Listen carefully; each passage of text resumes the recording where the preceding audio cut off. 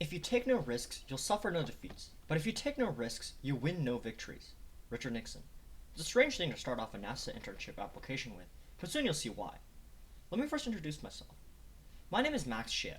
I'm 16, and I live with my mom, my dad, and my little brother in the suburbs of Sammamish, Washington, which is in the east side of Seattle. In my free time, I enjoy playing the French horn, reading about the interwar period, catting yet another attempt at a 3D printed RC plane, working on my rocket for the American Rocketry Contest, and I even enjoy scale modeling. I've always enjoyed just understanding how things work and just creating things myself, which has only grown in my time as a student. I attend school at Nikola Tesla STEM High School in Redmond, Washington. Tesla STEM, as the name suggests, is a STEM magnet school, which is known for its STEM-focused academic rigor, with only 150 kids per grade. And when people say STEM is a good school, they're typically looking at the top 10 ranking.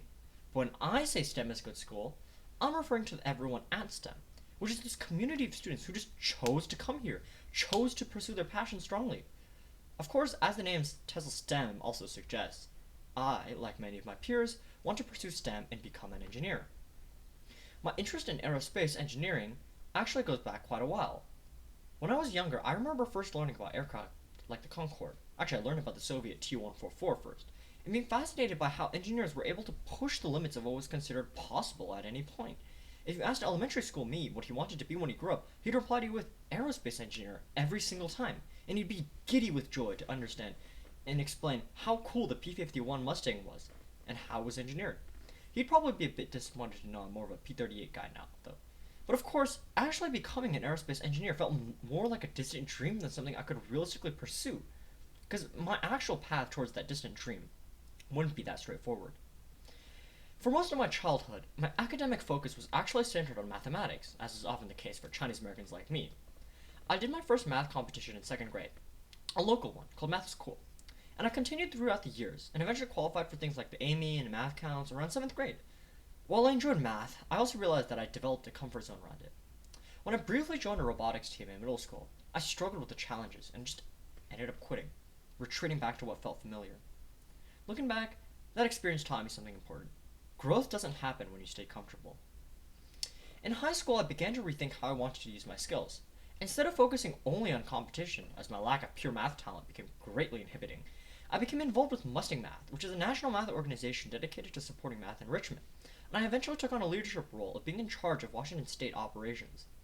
That experience just taught me the importance of flexibility, collaboration, and using my strengths to support others.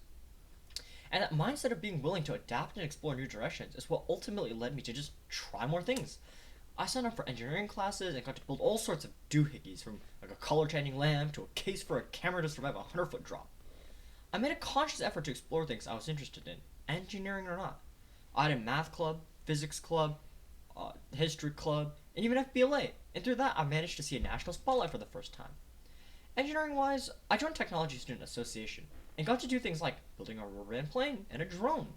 I also joined my school's rocketry club and participated in the American Rocketry Contest. And funnily enough, we almost missed signups that year, but thankfully we didn't, because through rocketry, I began working on things that just involved real design, experimentation, and real problem solving. None of us knew what we were doing that first year, and it was truly a struggle, but it was a fun struggle. I obviously wasn't just limited to school. In fact, one of the most impactful experiences I've had so far was just collaborating with some friends to develop our own rocket motors. We created Arcandy motors of sugar and potassium nitrate, and have this ultimate goal of creating a completely thrust-vectored and guided rocket, although it's still in the works. What stood out when creating increasingly complex rocket systems wasn't just the technical challenge, but how much I genuinely enjoyed the process. Testing, failures, and eventual improvements, it all didn't feel like an obligation or an expectation. It just felt like something I really wanted to do. These experiences helped me realize that I'm most motivated when I'm working on real systems that combine theory with physical implementation. However, most of my experience so far has been through competitions or independent projects. I haven't yet had this opportunity to apply my skills in a structured research environment or work alongside these professionals in aerospace fields.